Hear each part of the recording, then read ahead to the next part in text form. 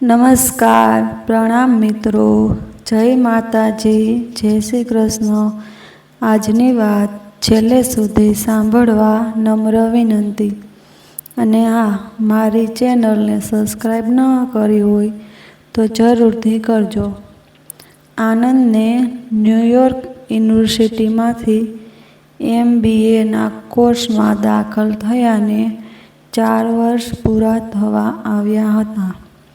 આ તેનું છેલ્લું સેમેસ્ટર હતું, પરંતુ હજુ સુધી તેનો કોઈ અંગત મિત્ર કે ગર્લફ્રેન્ડ ન હતી. યુનિવર્સિટી કેમ્પસમાં ઘણી બધી ફેકલ્ટી હતી.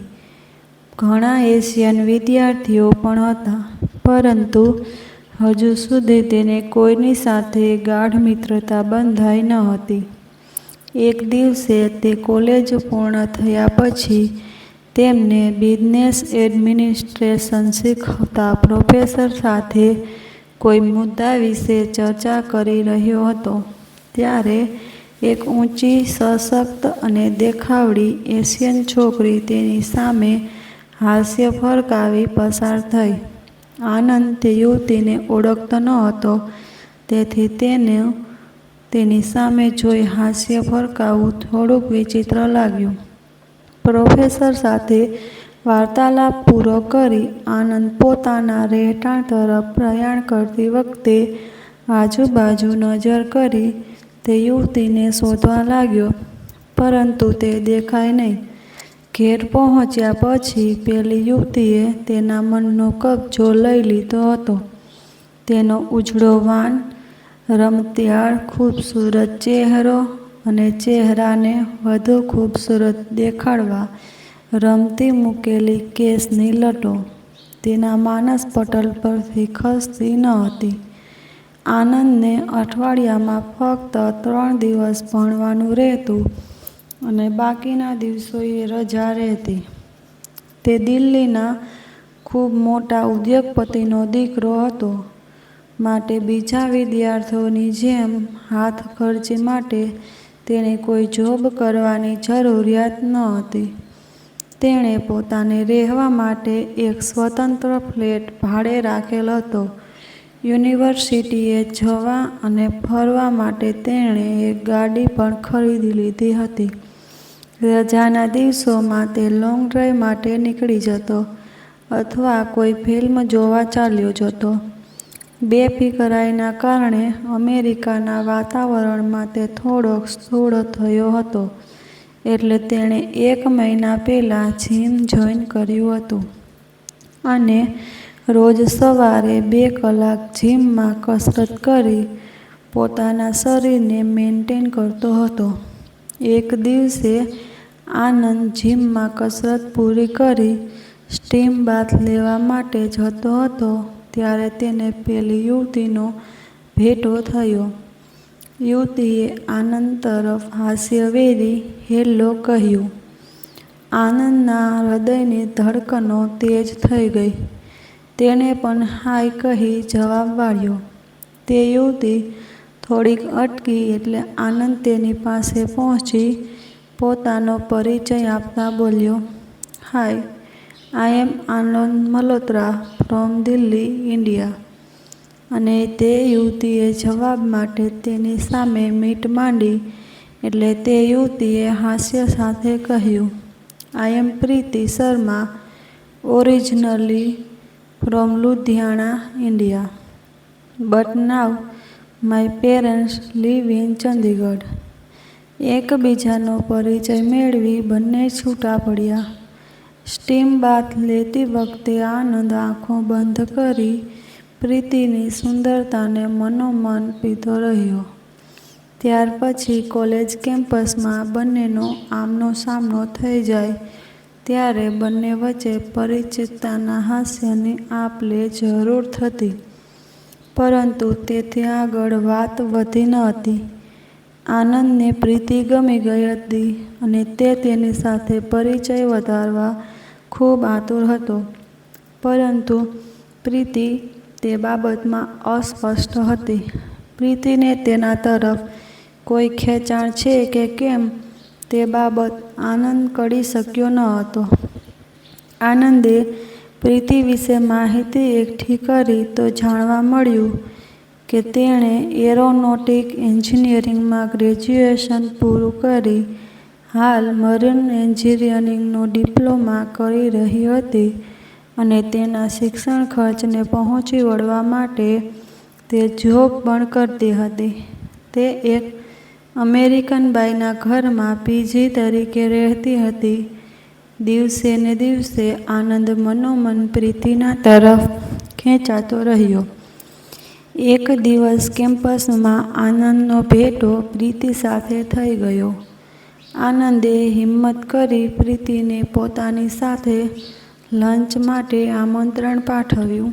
પ્રીતિએ આનંદના આમંત્રણને સફાઈથી ઠુકરાવી કહ્યું, આનંદ, લંચ ફરી કોઈ વાર, પણ આજે સાથે કોફી જરૂર લઈશું.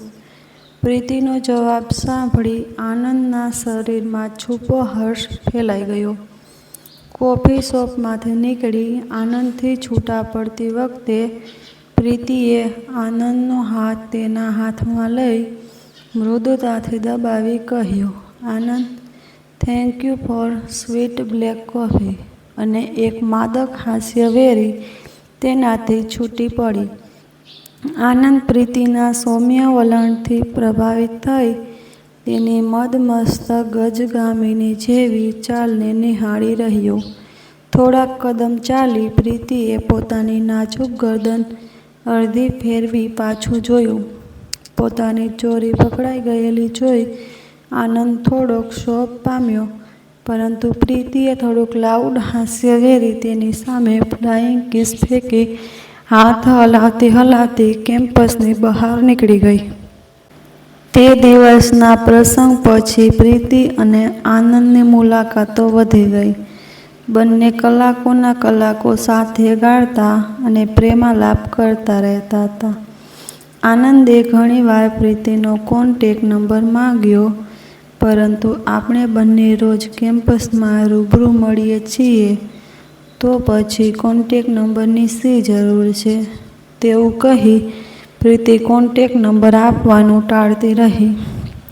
બંનેની પરીક્ષા નજીક આવી અને બંને પરીક્ષાની તૈયારીમાં પડ્યા એટલે મળવાનો સમયગાળો લંબાતો ગયો. આનંદને પ્રીતિ સાથે વાત કરવાનું ખૂબ મન થતું હતું, પરંતુ તેની પાસે કોન્ટેક્ટ નંબર ન હોવાથી તે હિજરાતો રહ્યો. છેવટે આનંદની પરીક્ષા પૂરી થઈ ગઈ. પ્રીતિની પરીક્ષાને હજુ 1 અઠવાડિયાની વાર હતી. આનંદના પેરેન્ટ્સ આનંદના ભારત પાછા ફરવાની આતુરતાપૂર્વક રાહ જોઈ રહ્યા હતા. તેની ટિકિટ બુક થઈ ગઈ હતી. ફક્ત અનુકૂળ તારીખનું કન્ફર્મેશન કરવાનું બાકી હતું. તે જ્યારે છેલ્લું પેપર આપી બહાર નીકળ્યો ત્યારે તેની કાર પાસે પ્રીતિને ઊભેલી જોઈ આનંદ દોડતો જઈ તેને વળગી પડ્યો અને તેને ઊંચકીને ગોળ ગોળ ફરવા લાગ્યો. બીજા વિદ્યાર્થીઓ આ બંનેની હરકતો જોઈ જોરથી ચીચિયારીઓ કરી તાળીઓ પાડવા લાગ્યા. આનંદે તે સૌથી બચવા પ્રીતિને પોતાની કારમાં બેસાડી કાર ભગાવી મૂકી. તેની કાર એક શોપિંગ મોલ આગળ આવી થોભી. તે પ્રીતિનો હાથ પકડી લગભગ દોડતા પગલે લિફ્ટમાં પ્રવેશ્યો ને 10મા માળનું બટન દબાવી દીધું. લિફ્ટમાં બંને એકલા જ હતા. લિફ્ટ સ્ટાર્ટ થઈ એટલે તરત આનંદે પ્રીતિને પોતાના બાહુપાશમાં જકડી લીધી અને તેને ચુંબનોથી નવરાવી દીધી. પ્રીતિએ પણ પોતાના શરીરને આનંદના બાહુપાશમાં ઢીલું મૂકી આનંદને પ્રેમ કરવા દેવાની પૂરતી મોકળાશ પૂરી પાડી. લિફ્ટમાંથી બહાર નીકળી બંને એક જ્વેલરી શોપમાં દાખલ થયા. આનંદે પ્રીતિ માટે ખૂબ મોંઘા ડાયમંડ નેકલેસ ખરીદી કરી તેને પહેરાવી દીધો. પ્રીતિએ પણ આનંદ માટે એક સોનાનું લોકેટ ખરીદી તેને ભેટ કર્યું. બંને મોલમાં આવેલ એક ભારતીય રેસ્ટોરન્ટમાં દાખલ થયા અને પોતાને મનપસંદ વાનગીઓનો ઓર્ડર આપ્યો. વાનગીઓ શરૂ થાય તે દરમિયાન વાતોએ વળગ્યા. આનંદે, પ્રીતિ, મારી ટિકિટ બુક છે. હું ગમે ત્યારે ઇન્ડિયા ચાલ્યો જઈશ. તારો શો પ્રોગ્રામ છે? પ્રીતિ, પરીક્ષા પછી મારે થોડુંક કામ છે જે પતાવી હું પણ જેમ બને તેમ જલ્દી વતન ભેગી થવાની છું. આનંદ, પ્રીતિ, હવે આપણે થોડાક સમય માટે છૂટા પડીશું, માટે મને હવે તો તારો કોન્ટેક નંબર આપ, જેથી હું ઇન્ડિયાથી તને ફોન કરી વાતો કરી શકું. પ્રીતિ, મેં તને ફેસબુક પર રિક્વેસ્ટ મોકલી છે, જે તું એક્સેપ્ટ કરી લે. આપણે ખૂબ ચેટિંગ કરીશું. ઇન્ડિયા આવી હું ઇન્ડિયન મોબાઈલ ઓપરેટરનું સિમ કાર્ડ મેળવી તને મારો નંબર આપીશ, બોલી પ્રીતિએ આનંદના હાથ પર તેનો હાથ મૂકી એવું માદક હાસ્ય વેર્યું, જે જોઈ આનંદ પીગળી ગયો. આનંદે તેની રિક્વેસ્ટ સ્વીકારી લીધી અને હાય મેરી જાન મેસેજ મૂક્યો. સાથોસાથ તેનો ઇન્ડિયાનો કોન્ટેક નંબર પણ મૂક્યો. પ્રીતિએ મેસેજ વાંચી આનંદનો હાથ પોતાના હાથમાં લઈ હળવું ચુંબન લીધું. આનંદ ઉન્માદિત થઈ ગયો. પ્રીતિ, આનંદ, આગળનું શું આયોજન છે? આનંદ, તારી સાથે લગ્ન કરી સુંદર બાળકો પેદા કરવાનું આયોજન છે. વળી બીજું શું? પ્રીતિ સહાસ્ય બોલી, લુચ્ચા, હું પ્રેમની નહીં પણ કેરિયરની વાત કરું છું. આનંદ હજુએ હળવા મજાકના મૂડમાં હતો, બોલ્યો, મારા ડેડ પાસે ઘણા રૂપિયા છે અને તેમના વારસદારોમાં અમે 2 ભાઈ બહેન જ છીએ, માટે મારે તેમના રૂપિયા ઉડાડવાનો કાર્યક્રમ ઘડી કાઢવાનો છે, જેમાં તું પણ મને ભરપૂર સાથ આપજે. પ્રીતિ, મજાક છોડ આનંદ, આઈ એમ સિરિયસલી ટોકિંગ. આનંદ, ઓકે બાબા. સિરિયસલી સ્પીકિંગ, હજુ કંઈ વિચાર્યું નથી, પરંતુ કદાચ ડેડીના બિઝનેસમાં જોડાઈ જવાનું પસંદ કરીશ. હમણાં ડેડીને એક ખૂબ મહત્વનો પ્રોજેક્ટ મળ્યો છે અને જો ડેડી ઈચ્છે તો હું તે પ્રોજેક્ટ સ્વતંત્ર રીતે હેન્ડલ કરીશ. પ્રીતિ, શાનો પ્રોજેક્ટ છે આનંદ? મને હજુ પૂરી જાણકારી નથી, but it's strictly confidential. Preeti, મને પણ નહીં જણાવે? Anand, sorry, it's most confidential. Preeti હસતા હસતા બોલી, ઓકે બાબા, no more pressure. I am interested in you, not in your business. Be cheerful. ત્યાર પછી બંને હસી મજાક કરતાં કરતાં ભરપૂર નાસ્તો કરી રેસ્ટોરન્ટમાંથી બહાર આવ્યા. ત્યારે ન્યૂયોર્કના આસમાનમાં સંધ્યા રાણી હળવેથી પોતાના આગમનની છડી પોકારી રહી હતી. પ્રીતિ પોતાની રિસ્ટ વોચમાં જોઈ બોલી, આનંદ, મારે હવે જોબ પર જવાનો સમય થઈ ગયો છે. મારી ગાડી કોલેજ કેમ્પસમાં મેં પાર્ક કરેલ છે. જે લેવા જઈશ તો મોડું થઈ જશે, માટે હું અહીંથી જ મેટ્રો પકડી નીકળી જઈશ.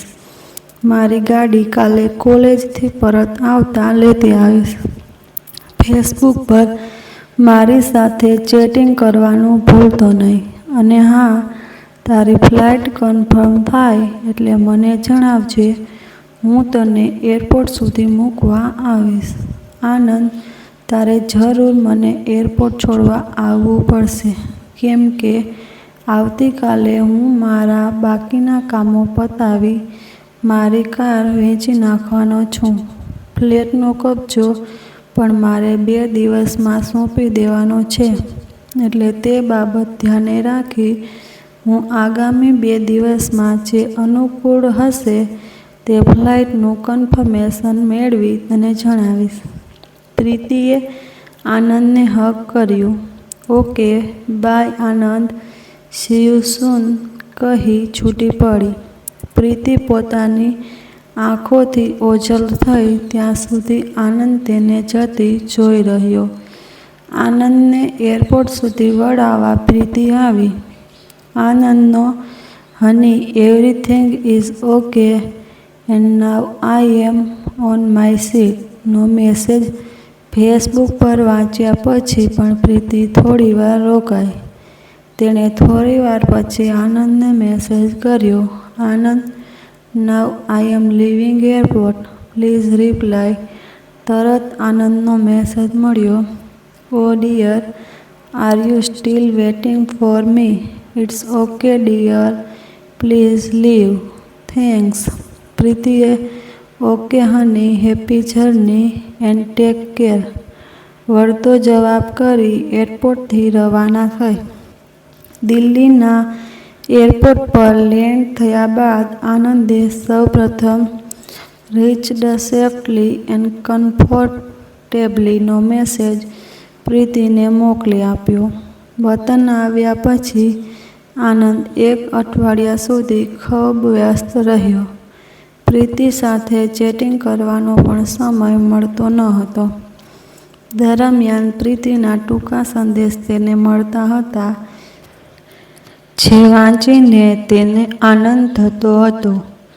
થોડાક સમય પછી પ્રીતિના સંદેશા મળતા સદંતર બંધ થઈ ગયા. થોડાક દિવસથી ફેસબુક પર પ્રીતિનો સંપર્ક થતો ન હતો, તેથી આનંદ થોડો વિવળ બન્યો. પરંતુ તેને યાદ આવ્યું કે કદાચ પ્રીતિ પરીક્ષામાં વ્યસ્ત હશે, એટલે સંપર્ક થતો નહીં હોય. એ દરમિયાન તેણે પોતાના ડેડી અનુરાગ મલ્હોત્રા પાસેથી તેમની કંપનીને મળેલ નવા પ્રોજેક્ટની વિગતો મેળવી. તેમની કંપનીને મળેલ પ્રોજેક્ટ ખૂબ મહત્વનો હતો. દુશ્મન દેશને ખબર ન પડે તે રીતે અત્યાધુનિક યુદ્ધ વિમાન બનાવવાનો ખૂબ ગુપ્ત અને મહત્વનો પ્રોજેક્ટ હતો. ભારતની મિલિટરીના સંપર્કમાં અને તેમની દેખરેખ હેઠળ વિમાનોનું ઉત્પાદન કરવાનું હતું. ખૂબ વિશ્વાસુ વૈજ્ઞાનિકો અને એન્જિનિયરો રોકવામાં આવ્યા હતા. આ પ્રોજેક્ટ માટે એક ગુપ્ત સ્થળે એક વિશાળ વર્કશોપ બાંધવામાં આવ્યો હતો. વિમાનોની ડિઝાઇન મિલિટરી એન્જિનિયરો દ્વારા તૈયાર કરવામાં આવી હતી, પરંતુ આખી ડિઝાઇન તેમની કંપનીને એકી સાથે પૂરી પાડવામાં આવનાર ન હતી. ભારતીય સૈન્ય દળની જરૂરિયાત મુજબ અણુશસ્ત્રોયુક્ત વિમાન તૈયાર કરવાનું આયોજન હતું.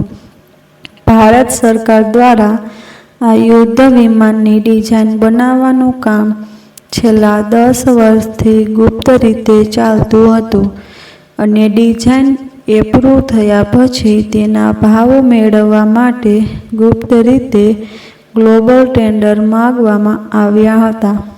કોઈ વચેટિયાઓ રાખવામાં આવ્યા ન હતા. ભાવો માંગતી વખતે પણ ભાવ ઓફર કરનાર કંપનીઓને તમામ બાબતો જણાવવાને બદલે યુદ્ધ વિમાનના જુદા જુદા ભાગોની ફક્ત પ્રોફાઇલ આપી તે ભાગો માટેના જ ભાવો મેળવવામાં આવ્યા બાદ સૌથી નીચા ભાવો મંજૂર કરવામાં આવ્યા હતા અને જે તે કંપનીઓને તે ભાગોનું ઉત્પાદન તેમના દેશમાં કરી ભારત પહોંચાડવાનું કામ સોંપવામાં આવ્યું હતું. પરદેશની જે કંપનીમાં યુદ્ધ વિમાનના ભાગોનું ઉત્પાદન કરવામાં આવતું હતું, ત્યાં પણ ભારતીય ગુપ્તચર વિભાગના બાહોશ ઓફિસરો મૂકવામાં આવ્યા હતા, જેથી દુશ્મન દેશ યુદ્ધ વિમાન અંગેની કોઈ ગુપ્ત માહિતી કે કોઈ વિગતો મેળવી શકે નહીં. અણુશસ્ત્રોનું ભારતમાં ઉત્પાદન કરવાનું હતું અને યુદ્ધ વિમાનના જુદા જુદા ભાગો આયાત કરી આનંદની કંપનીના વર્કશોપમાં એસેમ્બલ કરી આખું યુદ્ધ જહાજ મિલિટરી ઓફિસર્સ અને ઇન્ટેલિજન્સની હાજરીમાં તૈયાર કરવાનું નક્કી થયું હતું. પ્રથમ તબક્કે 15 યુદ્ધ વિમાનો તૈયાર કરવાનું આયોજન હતું અને ત્યારબાદ ક્રમશઃ તેના દર વર્ષે ઉમેરો કરતા જવાનું હતું. આનંદને આ પ્રોજેક્ટ ખૂબ ચેલેન્જિંગ લાગ્યો. તેણે તેના ડેડ પાસે આખો પ્રોજેક્ટ તેને હેન્ડલ કરવા દેવાની પરવાનગી માંગી, પરંતુ તેના ડેડે કહ્યું કે આ એક ગુપ્ત પ્રોજેક્ટ હોય, આપણે સ્વતંત્ર રીતે હેન્ડલ કરી શકીશું નહીં. ભારત સરકારની દેખરેખ હેઠળ કામ કરવાનું રહેશે, પરંતુ હું તને તેમાં જરૂર સામેલ કરીશ. 2 માસ પછી એક સવારે તે પોતાની ફેસબુક વોલ પર પડેલા સંદેશા વાંચી રહ્યો હતો. પ્રીતિનો એક અંગત સંદેશો હતો. Anand, now I am in Chandigarh.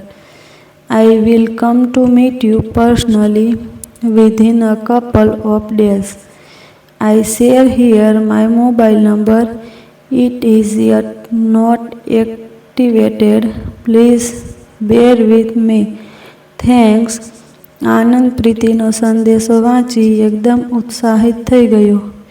પ્રીતિનો mobile number activate થયો છે કે નહીં તે ચેક કરવા તેણે તે નંબર ડાયલ કર્યો. The number you dial does not exist. ભીની કેસેટ વાગી રહી. 2 દિવસ પછી તેના મોબાઈલ પર પ્રીતિનો ફોન આવ્યો. તે દિલ્હીમાં હતી અને તેને મળવા માંગતી હતી. આનંદે તેના ઘરનું લોકેશન શેર કરી પ્રીતિને તેના ઘરે મળવા બોલાવી. અડધા કલાક પછી પ્રીતિ આનંદના બંગલામાં દાખલ થઈ ત્યારે આનંદ ખૂબ આતુરતાથી તેની રાહ જોઈ રહ્યો. ઘરમાં તેની મોમ માલતી મલ્હોત્રા, તેની નાની બહેન સુનંદા અને તે પોતે હાજર હતા. પ્રીતિ ઉત્સાહપૂર્વક આનંદને ભેટી પડી. આનંદને પ્રીતિ થોડીક બદલાયેલી લાગી.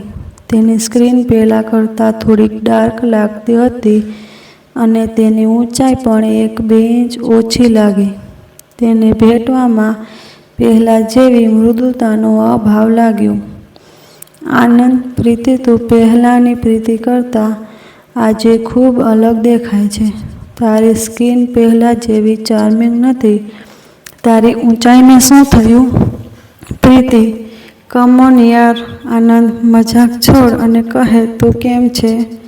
આજે મેં હલકો મેકઅપ કર્યો છે, ઊંચી એડીના સેન્ડલ નથી પહેર્યા અને ઇન્ડિયાની આટલી ગરમીમાં સ્કિન ચાર્મિંગ ન રહે એટલે તને હું બદલાયેલી લાગતી હોઈશ કે પછી આ 2 મહિનામાં કોઈ ખૂબસૂરત દેશી છોકરીએ તારા પર ભૂરકી નાખી દીધી છે, કહી ખૂબ ખુલ્લા મને હસી પડી. પ્રીતિનું ખુલ્લું હાસ્ય સાંભળી આનંદની મોમ અને તેની નાની બહેન બેઠક ખંડમાં આવી પહોંચ્યા. તેમને જોઈ પ્રીતિ ગંભીર થઈ ગઈ. આનંદે પ્રીતિનો તેની સાથે અમેરિકા ભણતી ફ્રેન્ડ તરીકે પરિચય કરાવ્યો. પ્રીતિએ માલતીબેનના ચરણ સ્પર્શ કરી આશીર્વાદ લીધા અને કિશોરી સુનંદાને પોતાની બાથમાં લઈ વહાલ કરવા લાગી. થોડાક સમય પછી આનંદ પ્રીતિને તેના બેડરૂમમાં દોરી ગયો. દરવાજો બંધ થતાની સાથે જ પ્રીતિ આનંદને વળગી પડી. તેણે પોતાના ગુલાબી હોઠો વડે આનંદના હોઠો પર એક તસતસતું ચુંબન ચોડી દીધું અને તેને વળગી પડી પ્રેમ કરવા લાગી. આનંદે પ્રીતિને ઊંચકીને તેના વિશાળ પલંગ પર ફેંકી અને ગાંડાની જેમ વળગીને તેને ફેંદી નાખી. પ્રીતિ આજે ખૂબ આક્રમક હતી, છતાં તે આનંદના ગાંડપણને હસતા મોઢે સહેતી રહી. પૂરા 1 કલાક બાદ બંને તેના બેડરૂમમાંથી ફ્રેશ થઈ હસતા હસતા નીકળ્યા ત્યારે બંનેની દુનિયા બદલાઈ ગઈ હતી. પ્રીતિ અને આનંદની મુલાકાતોનો સિલસિલો ચાલુ રહ્યો. ઘરમાં બધા સમજી ગયા હતા કે આનંદ પ્રીતિને જ પરણશે. પ્રીતિ આનંદની ગેરહાજરીમાં પણ આનંદના ઘરે આવી માલતીબેનને નાના મોટા કામોમાં મદદરૂપ થવા પ્રયત્ન કરતી. સુનંદા સાથે તેને ખૂબ ગોઠી ગયું હતું. સુનંદા ખૂબ ચબરાક હતી. મોબાઈલ અને લેપટોપ પર સતત કાર્યરત રહેતી હતી. એકવાર આનંદે હસતા હસતાને પ્રીતિને કહ્યું હતું કે પ્રીતિ, તારું લેપટોપ સુનંદાથી સાચવીને રાખજે. મારી બેને ગમે ત્યારે તારું લેપટોપ હેક કરી તારો તમામ ડેટા ચોરી લેશે. પછી કહેતી નહીં કે તને ચેતવી નહોતી. પ્રીતિએ જવાબમાં આનંદને કહ્યું, મારા લેપટોપમાં ચોરવા જેવા કોઈ ડેટા જ નથી. બહુ તો તારા અને મારા ફોટા ચોરી લેશે, જે તેનો હક છે. આ બાજુ આનંદને યુદ્ધ વિમાનના પ્રોજેક્ટમાં કેટલીક કડક શરતોને આધીન સામેલ થવાની અનુમતિ મળી ગઈ હતી. હવે જુદા જુદા દેશોમાંથી ઓર્ડર મુજબના ઘટકો તૈયાર થઈ આવવાની શરૂઆત થઈ ગઈ હતી. મળેલ ઘટકોનું એસેમ્બલ કાર્ય તેના નિર્ધારિત કાર્યક્રમ મુજબ આગળ વધી રહ્યું હતું. હવે વર્કશોપ સંકુલની સલામતી વધારી દેવામાં આવી હતી. દરેક સંકુલમાં પ્રવેશતા પહેલાં પોતાના વાહનો 1 કિલોમીટર દૂર પાર્ક કરવા પડતા અને ત્યાંથી સરકારી વાહનમાં વર્કશોપ સુધી જવું પડતું હતું. મોબાઈલ પણ બંધ કરીને સેફ્ટી લોકરમાં મૂકી દેવા પડતા હતા.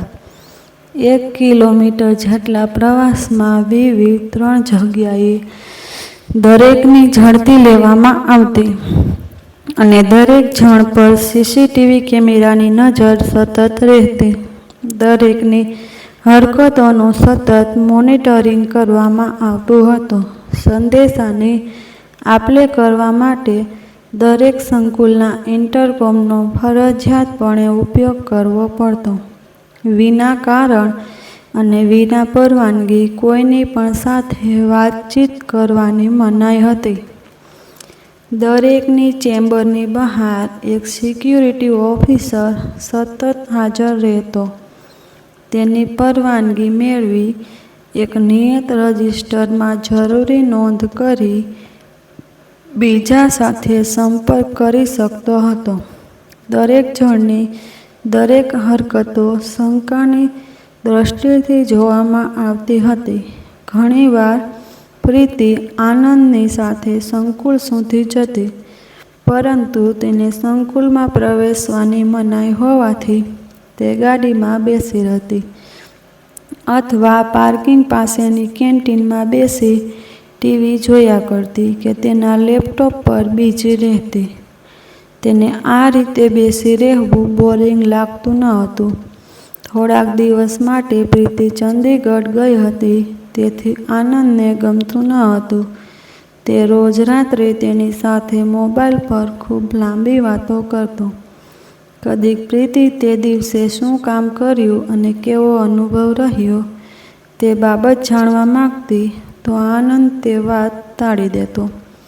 પ્રીતિ ચંદીગઢથી પરત ફરી ત્યારે તે આનંદ માટે રે-બાનનું ખૂબ મોંઘા ગોગલ્સની ભેટ લેતી આવી હતી.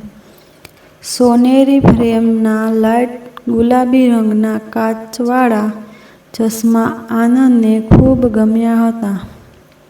તે ચશ્મા પહેરી રોજ તે વર્કશોપ જતો હતો. પ્રીતિ પણ આનંદને કંપની આપવા ઘણીવાર તેની સાથે જતી અને ગાડીમાં બેસી લેપટોપ પર કામ કર્યા કરતી રહેતી. ઘણીવાર બંને જણા વર્કશોપ જવાને બદલે લોંગ ડ્રાઈવ પર ચાલ્યા જતા. એક દિવસે પ્રીતિએ કહ્યું, આનંદ, મને લાગે છે કે હવે આપણે એકબીજાને સારી રીતે જાણી લીધા છે અને એકબીજાને પસંદ પણ કરીએ છીએ. માટે હવે આપણા સંબંધો આપણા ફેમિલી સામે જાહેર કરી સગાઈ કરી લેવી જોઈએ તેવું તને નથી લાગતું? આનંદ: હું પણ તેવું વિચારું છું. મારું કુટુંબ તને ઓળખે છે, પણ તારા પેરેન્ટ્સને કદી મળ્યા નથી. એટલે એકવાર તેમને મળી તેમની બધી ઈચ્છા જાણી લઉં, પછી આપણા સંબંધો જાહેર કરી સગાઈનું એલાન કરી દઈશું. આપણે થોડા દિવસોમાં તારા પેરેન્ટ્સને મળવા ચંદીગઢ જઈશું. બોલ, ક્યારે જવું છે? પ્રીતિ: મારા પેરેન્ટ્સને મળવા તારે 1 વર્ષ જેટલી રાહ જોવી પડશે. તેઓ અત્યારે કેનેડા છે. ત્યાં મારો ભાઈ ભણે છે અને હવે તેનું કોન્વોકેશન નજીકમાં છે. એટલે તે પતાવી ત્યાંથી મારા કઝિનના લગ્ન એટેન્ડ કરવા મારા અંકલ પાસે લોસ એન્જલ્સમાં જવાનું છે અને ત્યારબાદ પાછા ફરશે. પરંતુ મને મારી પસંદગીના પુરુષ સાથે જીવન જોડવાનો તેમણે અધિકાર આપી દીધેલો છે, માટે મારે તેમની પરવાનગી લેવાની નથી. હા, તેમના પરત આવ્યા પછી જ આપણે લગ્નગ્રંથિથી જોડાઈશું. સમય પસાર થતો રહ્યો. પ્રીતિ અને આનંદની દોસ્તી અને મસ્તી ગાઢ થતી રહી. યુદ્ધ વિમાનનો પ્રોજેક્ટ પણ આગળ વધતો જતો હતો. તેવામાં એકાએક એક રાત્રે કેટલાક મિલિટરી ઓફિસર આનંદના ઘરે આવ્યા અને મોડી રાત સુધી તેના ડેડ સાથે ગુપ્ત મંત્રણા કરી રવાના થયા.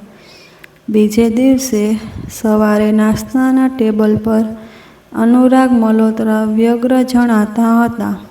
તેમના ચહેરા પરથી તેઓ કદાચ આખી રાત ઊંઘ્યા નહીં હોય તેવું જણાતું હતું. નાસ્તા પછી આનંદ તેના ડેડીની વ્યગ્રતા ને રાત્રે ઘરે આવેલા મિલિટરી ઓફિસરના આગમનનું કારણ જણાવવા તેમના રૂમમાં ગયો. તેમણે જણાવ્યું કે આટલી સાવચેતી રાખવા છતાં યુદ્ધ વિમાનની ડિઝાઇન અને તેમાં ઉપયોગમાં લેવામાં આવનાર અણુશસ્ત્રોની કેટલીક વિગતો લીક થઈ હોવાનું સરકારના ધ્યાને આવેલ છે. વધારે ચિંતાનું કારણ એ છે કે ડેટા આપણા વર્કશોપમાંથી લીક થયા હોવાની શંકા છે, કેમ કે સરહદ પર જે સંદેશાઓ ઇન્ટરસેપ્ટ કરવામાં આવ્યા છે તેમાં આપણી ફેક્ટરીનો ઉલ્લેખ થયો છે. આનંદ પણ વિગતો જાણી ચિંતાતુર થયો. ઘરમાં ધીરે ધીરે સૌને આ બાબતની જાણ થઈ, તેથી બધાને ફિકર થવા લાગી. સદભાગ્યે કેટલાક દિવસથી પ્રીતિ કંઈક અંગત કામે ચંદીગઢ ગયેલી હોવાથી રાહત હતી. મિલિટરી અને ઇન્ટેલિજન્સના સતત ઇન્વેસ્ટિગેશન ચાલુ હતા. વર્કશોપમાં સીસીટીવીના ફૂટેજ કેટલીય વાર જોવામાં આવ્યા હતા, પરંતુ કોઈ નિષ્કર્ષ નીકળતો ન હતો. વર્કશોપમાં કોઈ શંકાસ્પદ હરકત હજુ સુધી પકડાઈ ન હતી. એક દિવસે વ્યગ્રતામાં આનંદથી તેના ડ્રાઈવરને ઠપકો અપાઈ ગયો, એટલે તેણે નોકરી છોડી દીધી. બીજો વિશ્વાસુ ડ્રાઈવર ન મળે ત્યાં સુધી આનંદ પોતાની ગાડી જાતે ડ્રાઈવ કરતો હતો. એક દિવસે ગફલતથી એક બાઇક સવાર સાથે તેની કાર અથડાઈ ગઈ. અકસ્માત ગંભીર ન હતો, તેમ છતાં અકસ્માતના સમાચાર જાણી પ્રીતિ પોતાનું કામ પડતું મૂકી દિલ્હી પરત આવી ગઈ. તેણે આનંદને તુરત નવો ડ્રાઈવર રોકી લેવા જણાવ્યું. આનંદે વિશ્વાસુ ડ્રાઈવરની શોધ ચાલુ કરી હોવાનું જણાવ્યું એટલે તરત પ્રીતિએ કહ્યું, તેના ડેડી હાલ વિદેશ ગયેલા હોવાથી તેમના ડ્રાઈવરને હું કાલે જ બોલાવી લઉં છું. તે છેલ્લા 8-10 વર્ષથી તેમની ફેમિલી કાર ચલાવે છે અને ખૂબ વિશ્વાસુ છે. આનંદે સંમતિ આપી દીધી. 2 દિવસમાં ડ્રાઈવર સરદાર મનજીતસિંઘ આવી પહોંચ્યો એટલે આનંદને રાહત થઈ. જ્યાર સુધી ઇન્વેસ્ટિગેશન પૂરું ન થયું ત્યાં સુધી દરેકને શંકાની નજરથી જોવામાં આવી રહ્યા હતા. છેવટે કોઈ ક્લૂ ન મળતા તપાસનો દોર વિદેશની ફેક્ટરીઓ તરફ વાળવામાં આવ્યો, પરંતુ ઇન્ટેલિજન્સ એજન્સીએ મલ્હોત્રા સાહેબને ખૂબ સાવધાની રાખવા અને કોઈ અજાણી વ્યક્તિ સાથે નવા સંપર્કો ન બાંધવા ચેતવણી આપી. વર્કશોપમાં ફરી કામગીરી રાબેતા મુજબ ગોઠવાઈ ગઈ. મલ્હોત્રા સાહેબને હવે રાહત થઈ ગઈ હતી. આનંદની નાની બહેન સુનંદા હજુ ધોરણ 10માં અભ્યાસ કરતી હતી, પરંતુ તેને સોફ્ટવેર પ્રોગ્રામિંગનું અગાધ જ્ઞાન હતું. તે તેના પ્રોગ્રામો વડે લોકોને અચરજમાં મૂકી દેતી હતી. એક દિવસે પ્રીતિ બાથ લેતી હતી ત્યારે સુનંદાએ પ્રીતિને હેરાન કરવાના ઈરાદાથી વાઈફાઈ વડે તેનું લેપટોપ હેક કરી લીધું. તેણે પ્રીતિના લેપટોપનો પાસવર્ડ પણ ડીકોડ કરી દીધો અને લેપટોપના બધા ડેટા તેના લેપટોપમાં કોપી કરી લીધા. બાથરૂમમાં શાવર બંધ થયો એટલે જ સુનંદા ચૂપચાપ પ્રીતિના રૂમમાંથી નીકળી પોતાના રૂમમાં પાછી ફરી. પ્રીતિ બાથરૂમમાંથી પાછી આવી ત્યારે સુનંદા હોલમાંથી પ્રીતિનું નિરીક્ષણ કરી રહી હતી. તે તેને તેના લેપટોપ બાબતે કોઈ ખબર પડે છે કે કેમ? પ્રીતિ પોતાનું લેપટોપ પોતાના ખોળામાં મૂકી તેના કામમાં પરોવાઈ ગઈ. સુનંદા પ્રીતિ પાસે જવાનું વિચારતી હતી ત્યાં તેની મમ્મી તેને બૂમ પાડી બોલાવી એટલે તે નીચે બેઠક રૂમમાં ગઈ અને નાસ્તો કરી તે ભણવા ચાલી ગઈ. પ્રીતિના લેપટોપના ડેટા કોપી કર્યાની વાત સુનંદાથી ભૂલાઈ પણ ગઈ. એક દિવસે રાત્રે સુનંદા પોતાના લેપટોપમાં એક ગ્રાફિક્સ ફાઇલ ખોલવા માટે મૂકી હતી, જેને ખુલતા વાર લાગી એટલે તે ફાઇલ ખુલવાની રાહ જોતી લેપટોપ સ્ક્રીનને તાકી રહી હતી. ત્યારે તેના ડેડી આકસ્મિક રીતે તેના રૂમમાં આવી ચડ્યા અને સુનંદાને ઉદ્દેશીને બોલ્યા, "બેટા, કેમ ચાલે છે તારી સ્ટડી?" તેના ડેડીનો પ્રશ્ન સાંભળી સુનંદાને ચમકીને પાછળ જોયું. બરાબર તે જ સમયે સુનંદાએ ખોલવા માટે મૂકેલી ગ્રાફિક્સ ફાઇલ ખુલી ગઈ. સુનંદાનો ચહેરો તેના ડેડી તરફ હતો, પરંતુ મલ્હોત્રા સાહેબની નજર સુનંદાના લેપટોપ સ્ક્રીન પર હતી. સ્ક્રીન પર દેખાતા ચિત્રને જોઈ મલ્હોત્રા સાહેબ દિગ્નમૂઢ થઈ ગયા. તેમણે તરત જ સુનંદાના રૂમનો દરવાજો બંધ કરી દીધો ને લેપટોપ પોતાની પાસે ખેંચી સ્ક્રીન પરના ડ્રોઈંગને ઝીણવટભરી નજરથી નિહાળી તે ફાઇલ સુનંદા પાસે ક્યાંથી આવી તેની ધીમા અવાજે પૂછતાછ કરી. સુનંદાએ ડરતા ડરતા પ્રીતિનું લેપટોપ હેક કરી ડેટા કોપી કર્યાની વાત કહી. થોડી ક્ષણોમાં મલ્હોત્રા સાહેબના મગજમાં વિચારોનું વાવાઝોડું પસાર થઈ ગયું. તેમણે સુનંદાનું લેપટોપ લઈ લીધું અને સુનંદાને આ બાબતે ઘરના કોઈ પણ સભ્ય કે બહારના કોઈને પણ વાત કરવાની તાકીદ કરી પોતાના રૂમમાં ચાલ્યા ગયા. બીજે દિવસે મલ્હોત્રા સાહેબે સુનંદાની સ્ટડી માટે નવું લેટેસ્ટ લેપટોપ ખરીદી લીધું. 2 દિવસ સુધી મલ્હોત્રા સાહેબ ખૂબ વ્યસ્ત રહ્યા. તેવામાં આનંદે તેની મોમ માલતીબેનને પોતાની સગાઈ પ્રીતિ સાથે કરવા તેના ડેડને જણાવવા લાડથી વિનંતી કરી.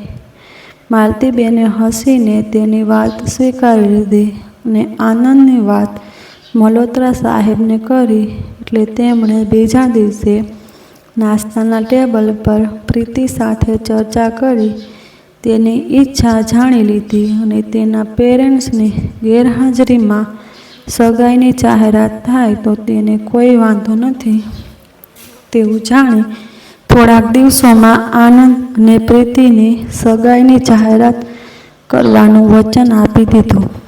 આનંદ અને પ્રીતિ ખૂબ ખુશ થયા. મલ્હોત્રા સાહેબે બંનેની સગાઈ થાય તે પહેલાં એકબીજાને વધુ સારી રીતે જાણી લેવા ક્યાંક ફરી આવવા જણાવ્યું.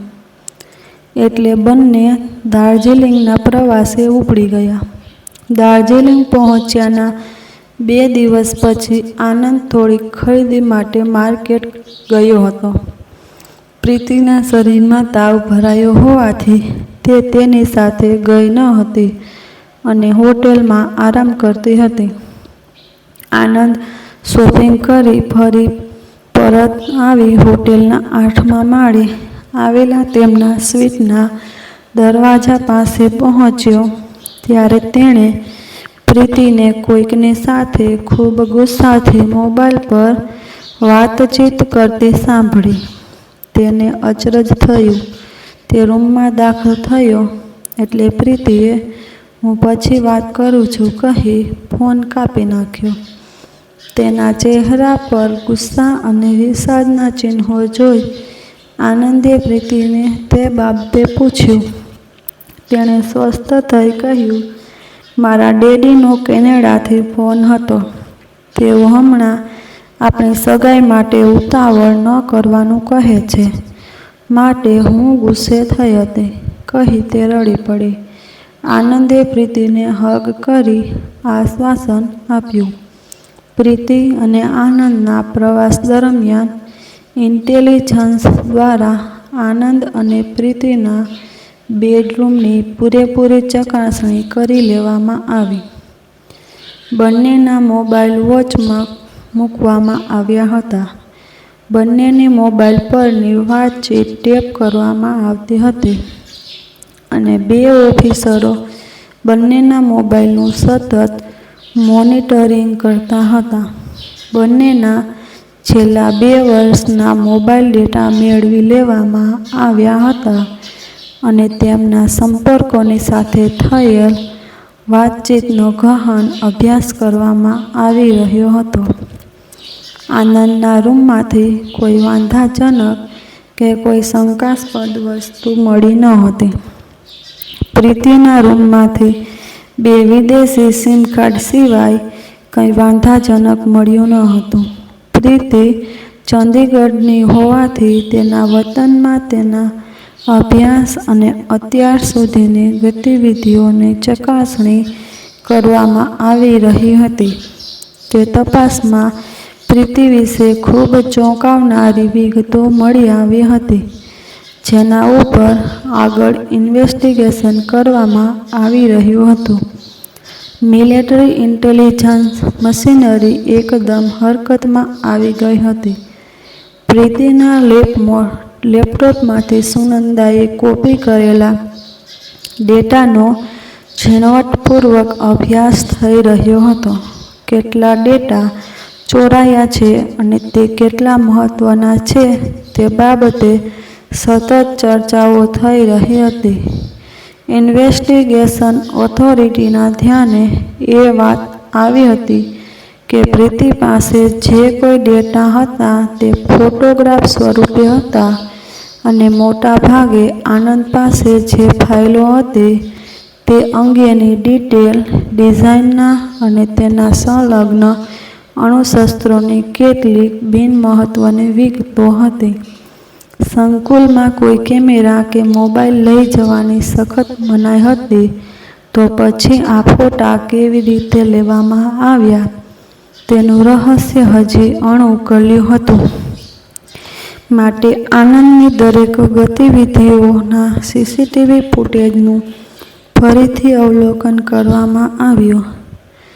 આનંદની ફૂટેજ પરથી તેણે કોઈ ફોટા ક્લિક કર્યો હોય તેવી કોઈ હરકત નજરે ન પડી. થોડા ગહન અભ્યાસ કરતાં એ વાત સમજાઈ કે કોઈ સ્ટીલ ફોટોગ્રાફી થઈ નથી, પરંતુ સતત વિડીયોગ્રાફી થઈ હતી. ઉચ્ચ કક્ષાનું વધુ મેગાપિક્સલના કેમેરાનો ઉપયોગ થયો હતો, પરંતુ એક વાત હજુ સમજાતી ન હતી કે સતત થયેલ વિડીયોગ્રાફી કેમ કોઈના ધ્યાન પર આવી ન હતી. ઇન્વેસ્ટિગેશન ટીમના એક સિનિયર સભ્યે નોંધ્યું કે વિડીયોગ્રાફી કોઈ કેમેરા મારફતે નહીં પરંતુ કોઈ ગુપ્ત ડિવાઇસથી થઈ છે અને જે કોઈએ આ કામ કર્યું છે તેની પાસે પેનમાં, બટનમાં, વીંટીમાં કે શરીર પર પહેરાતા ઘરેણાંમાં તે ગુપ્ત કેમેરો ફિટ થયેલો હોવો જોઈએ. ફરીથી આનંદની સીસીટીવી ફૂટેજનો અભ્યાસ કરવામાં આવ્યો. તેના પહેરેલા કપડાં, બટન, પેન, સોનાની ચેન, હાથમાં પહેરેલા સોનાના લોકેટ વગેરેની ઇમેજને ઝૂમ કરીને અભ્યાસ કરાયો, પરંતુ ક્યાંય કોઈ ગુપ્ત ડિવાઇસ હોવાનું જણાયું નહીં. ફરીથી આનંદના રોજ-રોજના આવાગમનના સીસીટીવી ફૂટેજ ઝીણવટથી જોવાયા. પ્રીતિના લેપટોપના ફોટાઓની તારીખ ધ્યાને લેવાઈ. સૌપ્રથમ જે દિવસનો ફોટો હતો તે દિવસની આનંદની દિનચર્યા ફરીવાર જોવામાં આવી. તે દિવસે આનંદ જ્યારે સિક્યુરિટી વોચ ડોરમાંથી પસાર થતો હોય છે ત્યારે સિક્યુરિટી ઓફિસરે આનંદને રોકી કંઈક વાર્તાલાપ કર્યો હોવાનું ધ્યાને આવ્યું.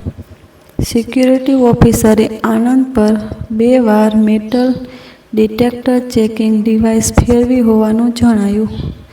સિક્યુરિટી ઓફિસરને સંતોષ ન થયો એટલે તેણે આનંદ પાસે રહેલા તમામ સામાન ટેબલ પર મુકાવી ફરીથી મેટલ ડિટેક્ટર વડે ચેક કર્યો. આનંદ પાસે કંઈ વાંધાજનક ન હોવાથી ખાતરી કરી. તેને સંતોષ થયા પછી તેણે આનંદને આગળ જવા દીધો હતો. ઇન્વેસ્ટિગેશન ટીમના સિનિયર સભ્યે તે દિવસે આનંદને રોકી 2 વાર ચેકિંગ કરનાર સિક્યુરિટી ઓફિસરને બોલાવી પૂછતાછ કરી તો જાણવા મળ્યું કે તે દિવસે જ્યારે આનંદ સિક્યુરિટી ડોરમાંથી પસાર થયો ત્યારે બીપ અવાજ આવતા તેની પાસે કોઈ ઇલેક્ટ્રોનિક્સ ડિવાઇસ હોવાનો તેણે વહેમ પડેલો. એટલે આનંદને રોકી તેના પાસે રહેલ તમામ સામાન ટેબલ પર મુકાવી ફરીથી મેટલ ડિટેક્ટરથી ચેક કર્યો હતો, પરંતુ કંઈ વાંધાજનક વસ્તુ ન જણાતા તેને આનંદને આગળ જવાનું ક્લિયરન્સ આપ્યું હતું. સિક્યુરિટી ઓફિસની પૂછતાછ પૂરી કરી ઇન્ટેલિજન્સ અધિકારીએ તેને જવા દીધો, પરંતુ તેમના અનુભવી મગજમાં ઉથલપાથલ થઈ. તેમણે ફરીથી તે દિવસના ફૂટેજનું અવલોકન કર્યું તો ધ્યાને આવ્યું કે સિક્યુરિટી ઓફિસરે આનંદ પાસેની તમામ ચીજવસ્તુઓ ટેબલ પર મુકાવી મેટલ ડિટેક્ટરથી ચેક કરી હતી, પરંતુ એક વસ્તુ ચેક કરવાની રહી ગઈ હતી. બસ તેમણે અંકોડા મેળવવા શરૂ કરી દીધા અને તેમના તીવ્ર બુદ્ધિ દિમાગમાં લગભગ બધું સ્પષ્ટ થઈ ગયું. ઇન્વેસ્ટિગેશનના ટીમના સિનિયર સભ્યે હવે તેના અનુસંધાને આગળના અંકોડા મેળવવા શરૂ કર્યા અને લગભગ આખી ગૂંચવણ તેમને ઉકેલી નાખી હોય તેવું તેમના ચહેરા પરથી જણાઈ આવતું હતું. આનંદ અને પ્રીતિ આવતીકાલે રાત્રે દાર્જિલિંગથી પરત આવવાના હતા. તે દરમિયાન મિલિટરી ઇન્ટેલિજન્સને એક મહત્વનું ઇનપુટ મળ્યું. તંત્ર એકદમ એલર્ટ થઈ ગયું. મોડી રાત્રે દિલ્હીના એરપોર્ટ પર આનંદ અને પ્રીતિને લેવા માટે આનંદની કાર લઈ તેમનો ડ્રાઈવર સરદાર મનજીતસિંહ હાજર હતો. બંને જણા કારમાં બેઠા અને મનજીતસિંહ ડ્રાઈવર સીટ પર બેસવા ગયો ત્યારે 2 ગણવેશધારી પોલીસ ઓફિસરે મનજીતસિંહને ખેંચી બહાર કાઢ્યો અને તેને પૂછપરછ માટે પોલીસ સ્ટેશને લઈ ગયા.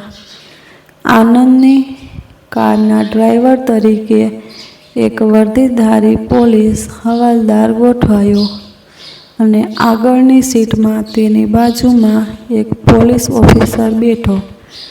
તે જોઈ પ્રીતિ કારની પાછલી સીટનો દરવાજો ખોલી ભાગવા જતી હતી, પરંતુ બે લેડી ઓફિસરે તેને ધક્કો મારી ગાડીમાં પાછી બેસાડી અને તેની આજુબાજુ ગોઠવાઈ ગઈ.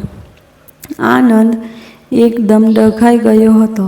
આ બધું શું ચાલી રહ્યું છે તે બાબતે પોલીસ ઓફિસરને પૂછતા તેમણે કહ્યું કે ઘરે જઈ આખી વાત સમજાવીશ.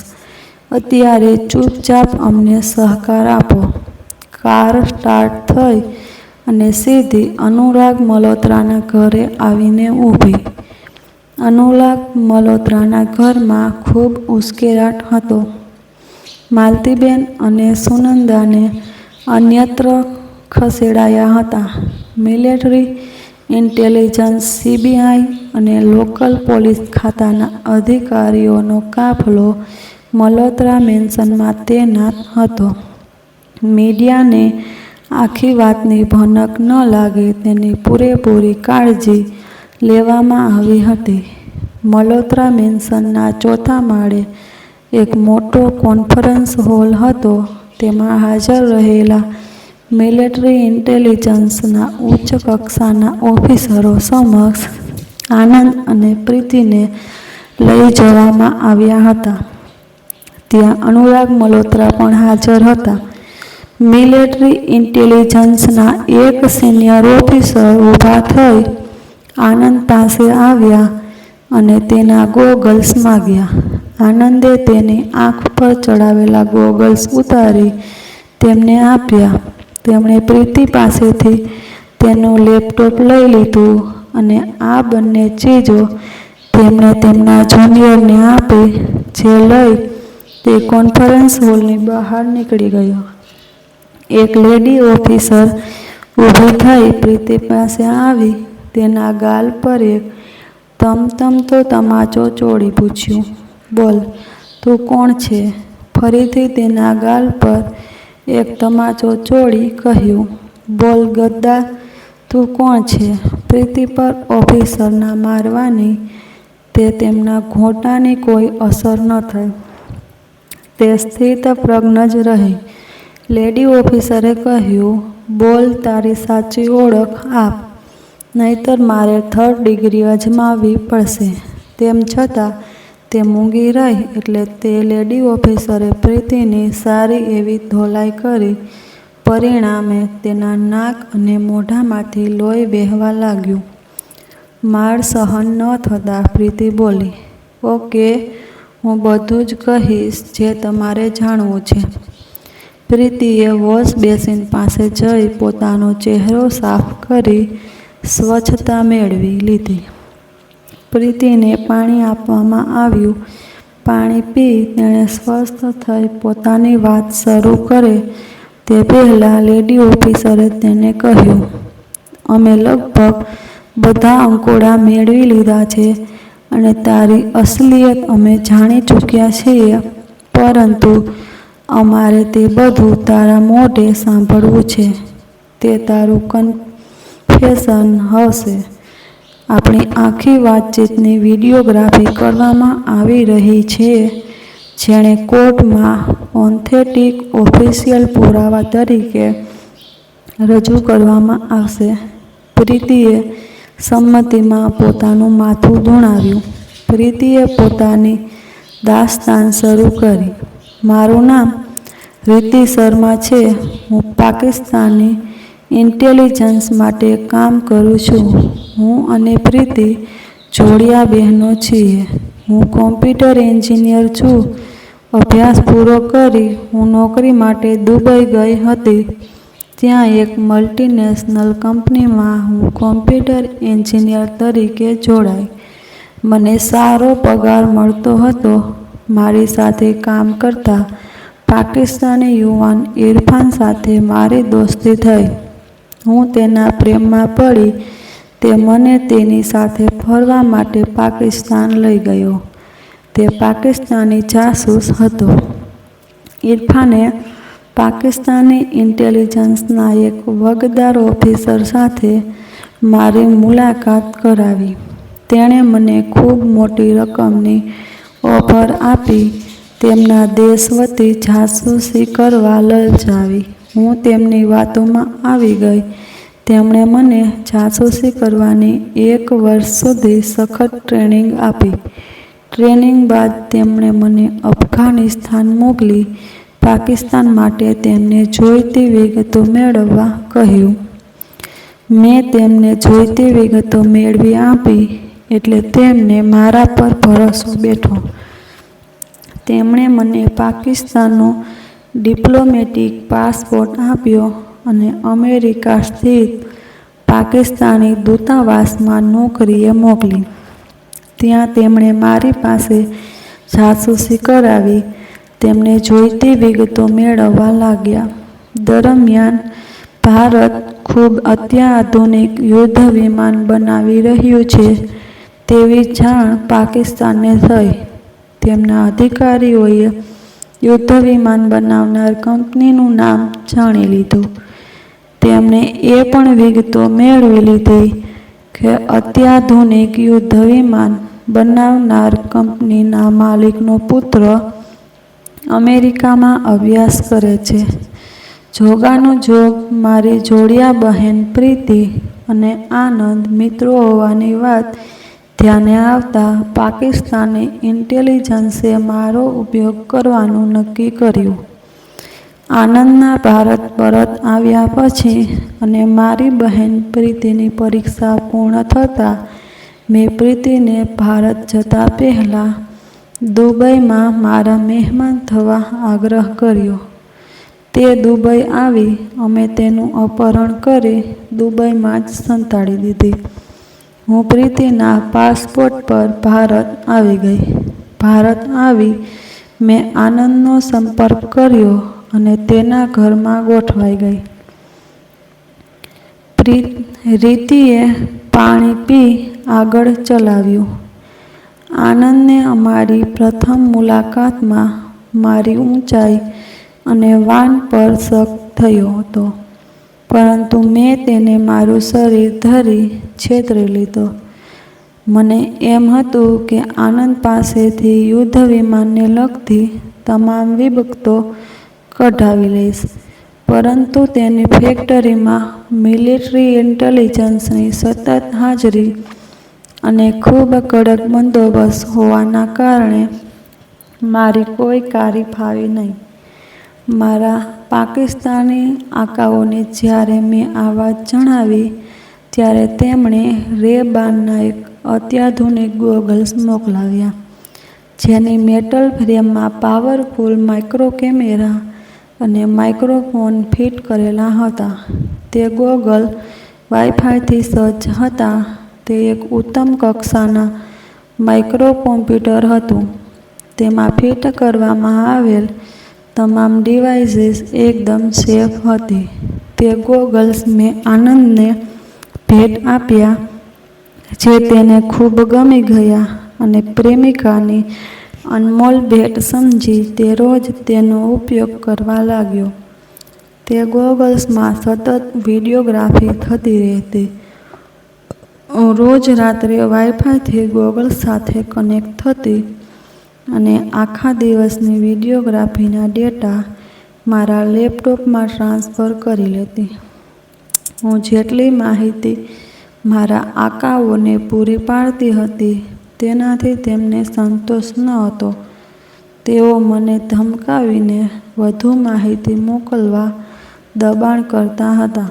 મારી મદદ માટે તેઓ પાકિસ્તાની જાસૂસ ઇરફાનને ભારતમાં પહોંચાડી દીધો હતો. મેં આનંદના ડ્રાઈવરને ખૂબ મોટી રકમની લાલચ આપી નોકરી છોડી દેવા તૈયાર કર્યો. તેણે નોકરી છોડી દીધી એટલે મેં ઇરફાનને અમારા વિશ્વાસુ ફેમિલી ડ્રાઈવર તરીકે આનંદ સમક્ષ રજૂ કરી સરદારજીના વેશમાં તેના ડ્રાઈવર તરીકે ગોઠવી દીધો. દરમિયાન સૌ માટે ચા નાસ્તો આવ્યો. તેને ન્યાય આપી રીતિએ આગળ ચલાવ્યું. અમે જ્યારે દાર્જિલિંગમાં હતા ત્યારે ઇરફાનનો મારા પર ફોન આવ્યો કે પાકિસ્તાનથી મળેલ આદેશ મુજબ અમે દિલ્હી પહોંચીએ એટલે આનંદનું અપહરણ કરી પંજાબ લઈ જવાનો છે. હું આનંદને મનોમન પ્રેમ કરતી હતી. મને તેનો ઉમદા સ્વભાવ ખૂબ ગમ્યો હતો. હું ગમે તેમ કરી પાકિસ્તાનની ચુંગાલમાંથી છૂટવા માગતી હતી એટલે આનંદની સલામતી માટે મેં તેમ કરવાની ના પાડી એટલે તેણે મને ધમકાવી. અમારી વચ્ચે મોબાઈલ પર ઉગ્ર વાતચીત ચાલતી હતી ત્યારે આનંદ રૂમમાં દાખલ થયો. હું પછી વાત કરીશ કહી ફોન કાપી નાખ્યો. આનંદે તે બાબતે પૂછ્યું તો મેં તેણે મારા ડેડીનો ફોન હતો કહી વાત વાળી લીધી. ઇરફાને આનંદનું દિલ્હી એરપોર્ટથી જ અપહરણ કરવાની યોજના ઘડી કાઢી હતી એટલે ઇરફાન પોતાનું મિશન પૂરું કરે તે પહેલાં અમે પકડાઈ ગયા. દિલ્હી એરપોર્ટના અમારા આગમન પછીની વાત તમે જાણો છો એટલે મારે આગળ કંઈ કહેવાનું રહેતું નથી કહી રીતિએ તેની વાત પૂરી કરી. મિલિટરી ઇન્ટેલિજન્સના અધિકારીએ રીતિને પૂછ્યું, અત્યાર સુધી તે કેટલી માહિતી દુશ્મન દેશને પૂરી પાડી છે? રીતિ બોલી, ખાસ કોઈ ઉપયોગી માહિતી મળતી ન હતી એટલે જ તો આનંદનું અપહરણ કરી પંજાબ લઈ જવાનું નક્કી થયું હતું. પંજાબથી તેને પાકિસ્તાન લઈ જવાનો હતો અને તેને ટોર્ચર કરી તેની પાસેથી માહિતી મેળવવાનું આયોજન હતું. મિલિટરી ઇન્ટેલિજન્સના અધિકારીએ રીતિને કહ્યું, હવે છેલ્લો પ્રશ્ન, પ્રીતિ ક્યાં છે? રીતિ, તે દુબઈમાં જ છે. રોજે રોજ તેનું લોકેશન બદલાતું રહે છે. લેટેસ્ટ લોકેશનની માહિતી ઇરફાન પાસે હશે. રીતિએ તેનું વાક્ય પૂરું કર્યું ત્યાં જ બે પોલીસ અધિકારીઓની પાકિસ્તાની જાસૂસ ઇરફાન સાથે એન્ટ્રી થઈ. તેમણે રીતિની વાત સાંભળી લીધી હતી એટલે એક ઓફિસરે કહ્યું, ઇરફાનના જણાવ્યા મુજબ લોકેશન પરથી પ્રીતિનો કબજો મેળવી લેવા વિદેશ મંત્રાલય મારફતે UAEના વિદેશ મંત્રાલયને વિનંતી કરાઈ છે. આપણા દુબઈ સ્થિત રાજદૂત તેમના સંપર્કમાં છે અને ખૂબ ઝડપથી કાર્યવાહી થઈ રહી છે માટે કાલ રાત સુધીમાં પ્રીતિ હેમખેમ ભારત પહોંચી જશે. છેલ્લી વાતચીત સાંભળી આનંદના ચહેરા પરનો તણાવ દૂર થયો. જાણે તેના જીવનમાં ઉઠેલ એક ભયાનક વંટોળ શમી ગયો હતો. આનંદના ગોગલ્સ અને રીતિના લેપટોપમાં રહેલા ડેટાની મિલિટરી ઇન્ટેલિજન્સ સર્વિસની સાયબર શાખા દ્વારા ચકાસણી થઈ ગઈ હોવાના રિપોર્ટ આવી ગયો હતો. જે ડેટા હતા તે સામાન્ય અને બિનમહત્વના હતા માટે જો પૂરેપૂરા ડેટા દુશ્મન દેશને મળ્યા પણ હોય તો કોઈ ચિંતાનું કારણ ન હતું. આ વાત જાણી અનુરાગ મલ્હોત્રા અને આનંદને ખૂબ રાહત થઈ. તમામ ઇન્વેસ્ટિગેશનમાં આનંદ નિર્દોષ પુરવાર સાબિત થયો હતો. રીતિ અને ઇરફાન પર કાનૂની કાર્યવાહી કરવા માટે તેમની વિધિસર ધરપકડ કરવામાં આવી. બધી કાનૂની કાર્યવાહી પૂરી થઈ ત્યાં સુધીમાં સવાર પડી ગઈ હતી. માલતીબેન અને સુનંદાને ઘરે બોલાવી લેવામાં આવ્યા હતા. ઇન્ટેલિજન્સના અધિકારીએ સુનંદાને કહ્યું, બેટા, કોઈનું લેપટોપ હેક કરવું એ ગુનો છે. સાયબર એક્ટ હેઠળ તે કામ ગેરકાનૂની છે પરંતુ તે મજાક માટે રીતિનું લેપટોપ હેક કરી દેશની અમૂલ્ય સેવા કરી છે માટે અમારા ખાતા તરફથી તને રાષ્ટ્રપતિ એવોર્ડ મળે તે માટે તારું નામ ભલામણ કરવાનું નક્કી કરેલ છે. અમે સૌ તારો આભાર માનીએ છીએ. સુનંદા દોડીને તેના ડેડી અનુરાગ મલ્હોત્રાના ખોળામાં ગર્વભેર બેસી ગઈ. પ્રીતિને અપહરણકારોની કેદમાંથી હેમખેમ છોડાવી વિદેશ મંત્રાલય દ્વારા ભારત લાવવામાં આવી હતી. પ્રીતિ આનંદને જોઈ હિબકે ચડી ગઈ. આનંદની આંખોમાંથી પણ આંસુ વહેવા માંડ્યા. માલતીબેન પ્રીતિના માથે અને પીઠ પર હાથ ફેરવી આશ્વાસન આપ્યું. અનુરાગ મલ્હોત્રાએ તે રાત્રે તેમના બંગલામાં એક ભવ્ય પાર્ટીનું આયોજન કર્યું હતું, જેમાં શહેરના નામી ઉદ્યોગકારો, અધિકારીઓ, રાજકારણીઓ અને શહેરના પ્રતિષ્ઠિત સજ્જનો હાજર રહ્યા હતા. મલ્હોત્રા સાહેબે સૌ સજ્જનોની સામે આનંદ અને પ્રીતિની સગાઈની જાહેરાત કરી. સૌએ તેમની જાહેરાતને તાળીઓથી વધાવી લઈ આનંદ અને પ્રીતિને અભિનંદન અને શુભકામનાઓ પાઠવી. વિડીયો સારો લાગ્યો હોય તો લાઈક અને ચેનલને સબસ્ક્રાઈબ જરૂરથી કરજો.